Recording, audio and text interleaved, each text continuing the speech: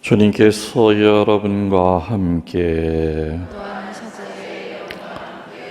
루카가 전한 거룩한 복음입니다. 7장 11절에서 17절까지의 말씀입니다. 바로 그 뒤에 예수님께서 나인이라는 고을에 가셨다. 제자들과 많은 군중도 그분과 함께 갔다. 예수님께서 그 고을 성문에 가까이 이르셨을 때 마침 사람들이 죽은 이를 메고 나오는데 그는 외아들이고 그 어머니는 과부였다. 고을 사람들이 큰 무리를 지어 그 과부와 함께 가고 있었다. 주님께서는 그 과부를 보시고 가여운 마음이 드시어 그에게 울지 마라 하고 이르시고는 앞으로 나아가 관에 손을 대시자 메고 가던 이들이 멈추어 섰다. 예수님께서 이르셨다. 젊은이야, 내가 너에게 말한다. 일어나라. 그러자 죽은 이가 일어나 앉아서 말을 하기 시작하였다. 예수님께서는 그를 그 어머니에게 돌려주셨다. 사람들은 모두 두려움에 사로잡혀 하느님을 찬양하며 우리 가운데 큰 예언자가 나타났다. 또 하느님께서 당신 백성을 찾아오셨다 하고 말하였다. 예수님의 이 이야기가 온 유다와 그 둘레 온 지방에 퍼져나갔다. 주님의 말씀입니다. 그리스도님 찬미합니다. 모두 앉아주십시오. 찬미 예수님. 우리 성당이 동네 이름이 뭐죠? 서운동. 그 서운동이 한문으로 어떻게 되는 줄 아세요? 서자가 무슨 서자고? 서운동 할 때 그 서자가 무슨 서자니? 상서로울 서자예요. 그리고 구름 문자, 상서로운 구름이 모이는 곳이다. 한마디로 좋은 기운이 많이 모이는 곳이다. 다른 말로 하면은 기가 센 곳이다. 그래서 점쟁이들이 점이 기가 막히게 만든대. 그러니까 맨 앞에 동네가 점쟁이들 투성이죠. 그런데 나도 전에 들은 얘기지만은 내가 오고 나서 6집이 문을 닫았대요. 어떤 인간이 오고 난 다음부터는 점괘가 안 나온대. 그 좋은 기운이 그 사람들 쪽에서 보면은 이제 아무래도 불편하겠죠. 불편할 겁니다. 점을 제대로 맞출 수가 없을 거예요. 이렇게 동네마다 그 이름이 먼저 생기고 그 이름에 따라서 그 동네에 여러 가지 현상이 일어날 수도 있고 또 반대로 긴 세월 동안 그 동네에 어떤 일이 여러 가지로 좋은 일이면 좋은 일, 아주 안 좋은 일이면 안 좋은 일이 생기는 거에 따라서 동네 이름이 이렇게 지어지는 경우가 참 많아요. 우리 교구의 성모님의 성지가 어디 있죠? 어디예요? 감곡. 그 감자가 단감자예요. 단감자. 땅이 다른 동네다 그 뜻이에요. 땅이 달어. 그래서 거기서 한국에서 제일 유명한 복숭아가 나오잖아요. 햇살의 복숭아. 한국에서 제일 당도가 높은 복숭아가 햇살이에요. 근데 그 햇살이라고 하는 그 상표가 세계 지역의 연합상표예요. 감곡, 다리 건너가면 장원이에요. 그리고 거기서 조금 더 가면 이천이에요. 그래서 감곡이랑 장원이랑 이천의 3개 지역의 연합 상표가 햇사레예요. 햇사레. 그런데 희한한 게 그 세 군데 가운데서 어디 복숭아가 제일 맛있을까요? 당연히 감곡이죠. 땅 자체가 단땅인데. 그래서 지금은 어떻게 하느냐? 햇살의 복숭아 그리고 가로 열고 옆에다가 지명을 적게 돼 있어. 감곡이냐, 장원이냐, 이천이냐. 소비자들이 보고선 알아서 판단해서 사라 이거예요. 그전에는 그게 그냥 두리뭉실 다 있다 보니까 굉장히 맛있을 줄 알고 햇살을 샀는데 그게 감곡게 아닐 수도 있죠. 저 이천 거일 수도 있고. 그러니까 참 우리나라의 지명을 보면은 온천이 나오는 곳은 또 한문으로 보면 온천의 그 글자가 들어가 있어요. 그렇죠? 서운동이 뭐라고요? 쌍스러운 게 아니라니까 상서로운 기운이 모여 있는 것이 서운동. 구는 무슨 구예요? 여기가 무슨 구예요? 상당구. 상당히 상서로운 기운이 모여 있는 것이 바로 서운동 성당이에요. 성경에도 말이죠, 여러 지명이 나와요. 근데 뭐 코라지나 베사이다야 뭐 이런 데는 예수님이 저주를 한 그런 동네예요. 그리고 어느 동네에 가면은 구약에서도 그 동네에서 기적이 일어났었고, 예수님 시대 때도 또 예수님도 마찬가지로 그곳에서 기적을 일으키는 그런 동네가 있어요. 그 중에 하나가 오늘 복음에 나오는 나인이라고 하는 동네예요. 나인이라고 하는 동네. 이 나인이라고 하는 동네는 열왕기 하서, 구약성서 열왕기 하서 4장 18절에서 37절에 나인이라고 하는 동네가 나와요. 예언자 엘리사가 그때도 과부의 아들을 살렸던 장소가 바로 그 나인이에요. 예언자 엘리사가 불쌍한 과부의 아들을 살렸던 그곳에 예수님이 지나가시다가 뭘 봅니까? 죽어서 상여에 실려가지고 무덤으로 가는 과부의 죽은 외아들을 살아서 만나는 것이 아니라 관 속에 들어있는 시신으로 만나죠. 성경에서 과부는 일단 행복한 존재로는 나오질 않아요. 남편을 여인 과부의 생애는 당연히 고달플 수밖에 없을 거예요.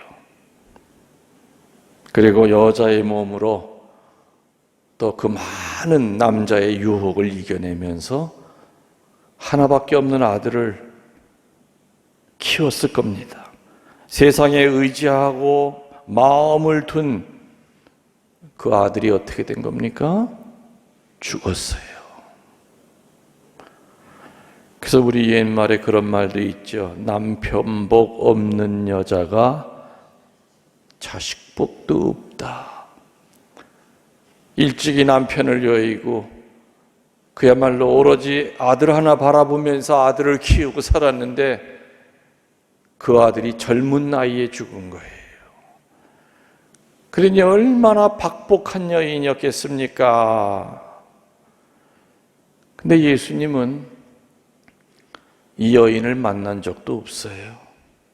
그리고 오늘 복음에서 보면은 지나가는 예수님을 보고 이 죽은 젊은이의 엄마, 이 과부가 예수님한테 쫓아와가지고 우리 아들 살려내시오라고 한 게 아니었죠? 다른 복음에서 치유라든지 구마라든지 소생사화가 있을 때는 거의 예수님 쪽에서 먼저 가신 것이 아니라 대개는 찾아와요. 백부장의 아들 살려달라고 그럴 때도 그렇고, 근데 오늘 복음에서는 유일하게 예수님 쪽에서 먼저 그 상여 앞에 딱 가로막고, 상여를 가로막고 슬픔에 잠겨 있는 그 모습을 보시면서, 참, 저 여인 아들 없으면 앞으로 살아갈 힘이 없을 터인데, 이제껏 산 것도 소설로 써도 몇 권을 썼을 터인데, 예수님은 만난 적도 없는 그 과부였지만은 바로 알아채었어요. 저 여인에게 저 아들이 없으면은 저 여인도 얼마 못 살 거다 하는 것을 아마 예수님은 직감적으로 느끼셨을 거예요. 그 측은과 연민의 마음으로 오히려 예수님이 그 상여 앞에 가로막아 서가지고, 사람들은 주춤했겠죠. 웬 남자가 상여를 앞에 딱 장내 행렬을 가로막으니까 처음엔 놀랐을 겁니다. 그리고 그 여인을 위로하시죠. 뭐라 그러면서? 울지 마라. 울지 마라. 누구에게 울지 말라는 말을 우리는 쉽게는 할 수 있지만은, 그 사람의 그 눈물이 나오게 된 그 아픔의 깊이를 어느 정도까지나 이해하면서 울지 마라 할 수 있는가? 그건 쉬운 얘기가 아니죠. 슬픔을 같이 나누시려고 하시는 그 예수님의 그 모습이 보입니다. 그리고 난 다음에 어떻게 하셨어요? 그 다음 동작은 과부에게 울지 마, 울지 마. 됐어, 그만해. 너무 울면 지쳐. 울지 마세요. 그러면 두 번째 동작은 상여 쪽으로 가까이 가서 어떻게 했다고요? 망치로 두둥겨 부셔요, 상여를? 어떻게 했어요? 터치하셨어요. 예수님의 그 치유 중에서 제일 중요한 특징이 터치예요. 말로도 네 병 나아라 할 수 있는 것도 예수님은 손을 꼭 갖다 대셨어요. 근데 그 상여 안에 사람이 들어가 있죠? 나무떼기가 그 시신을 감싸고 있는 나무가 중요하기 때문에, 관이 중요하기 때문에 관에다 손을 댄 게 아니에요. 외적으로 보면 관에 손을 댔지만 사실은 그 안에 있는 죽은 젊은이의 몸뚱아리에다가 손을 대셨죠. 그리고 권고가 아니라 명령을 하십니다. 뭐라고? 젊은이여, 일어나라. 일어났으면 좋겠어요 라는 그런 게 아니라 일어나라고 얘기합니다. 그래서 그거는 명하신다고 그래요. 사탄아 물러가라 하면서 우리가 구마기도 할 때 그건 명령이죠. 사탄한테 양해를 구하는 게 아니에요. 아이고 마귀님 좀 가주셨으면 좋겠습니다가 아니라 사탄아 물러가라. 명할 때는 권위가 있어야 되죠. 상여에 손을 대시면서 그 관 속에 누워있는 젊은이에게 일어나라. 젊은이여 일어나라. 그리고 일어났어요, 안 일어났어요? 일어나서 이런 말 저런 말을 합니다. 자, 여러분들 한번 좀 상상을 해보세요. 하여튼 여러분들이 지금 상여를 메고 있는 그 중에 한 사람이라고 생각할 수도 있고 그 뒤를 따라가는 가족이라고 생각할 수 있는데, 지금 이런 일이 벌어졌어요. 죽은 시신이 벌떡 일어난 거예요. 무서워요, 안 무서워요? 아무리 내 자식이라도 그 엄마도 무서웠겠어요, 안 무서웠겠어요? 당연히 두렵고 무섭죠. 이게 무슨 일이 일어난 건가 이게? 아마 사람들은 혼비백산했을 거예요. 죽은 시체가 벌떡 일어났으니 상여 메고 가던 상여꾼들은 아마 상여 버리고 다 도망쳤을 거예요.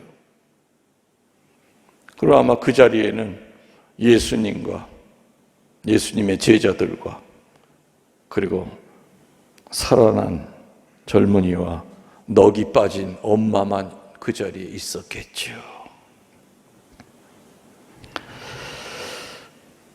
죽음에서 생명으로 넘어가는 것은, 생명에서 죽음으로 넘어가는 것은 그건 자연적인 일이에요. 맞습니까? 그런데 죽은 상태에서 거꾸로 다시 생명으로 넘어온다고 하는 것은 인간의 힘으로 할 수 있는 일이 아니었어요. 그러니까 우리는 복음을 읽을 때 지나가던 상여 이렇게 손대시니까 일어나 앉아서 중얼중얼 됐구나. 그렇지만 여러분들이 2000년 전 바로 나인이라고 하는 그 동네에 그 현장에서 이런 일이 생겼다고 했을 때 여러분이 그 자리에 한 사람이었다 그런다면 입이 떡 벌어지고 두렵고 무섭고 이게 도대체 내 앞에서 무슨 일이 벌어진 건가? 기가 막혔을 거예요. 우리의 생명을 살리실 수도 거두실 수도 있는 생명의 주님이라고 하는 것을 오늘 다시 보여줍니다. 예수님이 3년 동안 기적을 많이 행하셨지요? 기적은 크게 세 가지예요. 대상은 사람을 대상으로 하는 기적이 있고, 짐승을 대상으로 하는 기적이 있고, 또 하나는 자연을 대상으로 하는 기적이 있었어요. 바람아 멈추어라, 폭풍아 멈추어라, 갈릴리 호수가 잔잔해졌다. 이건 자연을 대상으로 하는 기적이죠. 그 중에서 사람을 대상으로 하는 기적은 세 가지로 나눠져요. 첫 번째, 치유예요. 치유. 두 번째, 구마예요. 마귀를 쫓아내는 거. 세 번째가 뭐냐? 부활시키는 거. 다시 살리는 거예요. 다시 살리는 거. 치유와 구마와 다시 부활시키는 거. 자, 여러분들이 한번 좀 구분해 봅시다. 우리가 쓰는 단어 가운데 소생이라고 하는 단어가 있어요. 그리고 부활이라고 하는 단어가 있고, 세 번째로는 환생이라고 하는 단어가 있어요. 소생과 부활의 차이가 뭔지 아십니까? 어떤 사람이 물에 빠져 죽으려고 했던 것을 뭐라고 그래요? CPR을 뭐라고 그러죠? 인공호흡을 이렇게 해가지고서는 다시 소생시켰어요. 그래서 소생이라고 하는 것은 마지막 작은 생명의 끄트머리라도 뭔가 있었던 그 상황을 다시 살리는 걸 소생이라고 그래요. 근데 부활은 뭐예요? 완전히 숨이 끊어진 거예요. 이건 의학적으로 봐도 그렇고 뭐로 봐도 이건 죽은 사람이에요. 죽은 사람을 다시 살리는 것을 소생이라고 쓰지 않고 우리는 엄밀히 따지면 부활이라고 얘기를 해요. 그래서 부활은 엄밀하게 따지면은 예수님의 부활이 첫 번째 부활이 아니에요. 예수님이 살렸던 그 사람들이 사실은 예수님에 의해서 부활이 된 거죠.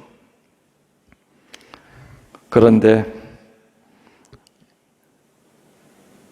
예수님이 부활하신 것과 예수님이 부활시킨 것과는 뭔 차이가 있습니까? 예수님은 스스로 부활하신 거고, 죽었던 사람들은 예수님의 능력에 의해서 부활이 된 거예요. 그게 차이가 있는 거죠. 그게.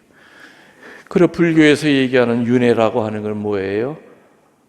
절대 죽지 못하는 거예요. 죽고 싶지 않아도 계속 다른 걸로 계속해서 만들어지는 거죠. 개로 됐다가 돼지로 됐다가 아무튼 사람으로 됐다가 아무튼 수많은 겁에 일겁이라고 하는 거가 이렇게 두꺼운 쇳덩어리를 갈아서 정말 바늘보다 더 얇게 만드는 그런 시간을 보통 한 겁이라고 얘기해요. 어마어마하게 긴 그 수많은 겁을 지나면서 석죄하고 뭐하고 그래서 나중에는 좋은 사람으로 태어나는 것이다. 그래서 불교 쪽에서는 그 위대한 불교 쪽에서 생각하는 그 성인들은 수십 겁의 세월을 통해서, 긴 세월을 통해서 저렇게 윤회했다고 생각을 하죠. 물론 불교에서 겁이라고 하는 것은 한 끝이 있지만 우리 그리스도교에서 영원이라고 하는 개념은 끝이 없어요.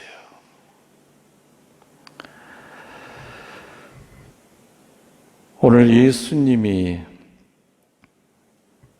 살려달라고 찾아오지도 않았던 이 불쌍한 과부와 죽은 그 아들을 예수님 쪽에서 먼저 찾아가십니다. 그리고 오늘 복음의 중요한 키워드는 뭐냐? 복음에 뭐라고 나와요? 예수님께서는 그 아들을 그 어머니에게 돌려주셨다. 그 아들을 어머니에게 돌려주셨다. 우리의 영적 어머니는 누구십니까? 성모님이시죠? 성모님이에요. 우리가 성체를 영할 때마다, 영하는 순간에 우리들은 성모님께 이렇게 돌려지는 거예요. 기도할 때마다, 그리고 내 마음 안에 새로운 치유의 기운이 솟아오를 때마다 우리는 어머니께로 가는 거예요. 자동으로 가게 돼 있어요.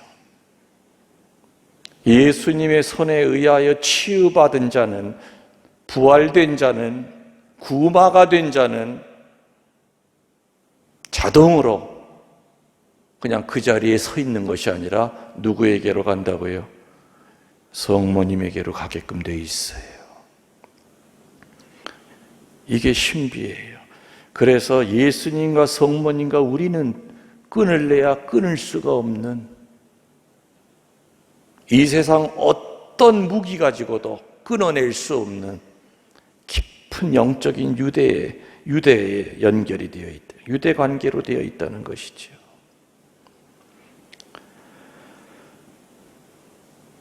그러면 신부님, 묵주기도 안 하고 성체만 열심히 영해도 되겠네요? 될까요? 안 될까요?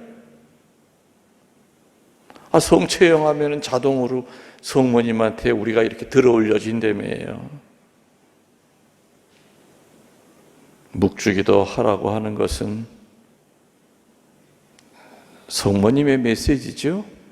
예수님은 무리들에게 묵주기도 가르친 적 없어요. 맞죠? 묵주기도의 그 기원을 따지면은 초세기 때부터 시작이 돼요. 그리고 우리가 드리는 이 묵주기도가 우리 인간이 만들어낸 하나의 그냥 기도하는 수단이 아니라는 것을 성모님은 발현하실 때마다 한 손에 묵주를 들고 마귀와 싸워야 된다. 영적 무기라고 하는 것을 성모님은 2000년 동안 수도 없이 발현하시면서 초세기 때부터 시작이 된 그 로사리오 기도가 인간의 작품이 아니라 하느님의 작품이요, 이 세상 어떤 관상 기도보다도 더 깊은 관상 기도를 할 수 있는 것이 묵주기도라는 걸 가르쳐 주었어요. 우리들이 살다가 죄를 지으면 영적으로 죽지요? 그럼 우리 관 속에 이렇게 들어가요. 그럼 그 옆에서 성모님은 얼마나 슬피 우시겠습니까? 그럴 때 예수님은 그 성모님의 마음 때문에, 저 자식 때문에 가슴 아파하고 있는 그 성모님을 위로하려고 그 자식을 살려야 해요. 그리고 이제 어머니 잘 모셔. 그리고 엄마한테 돌려줘요.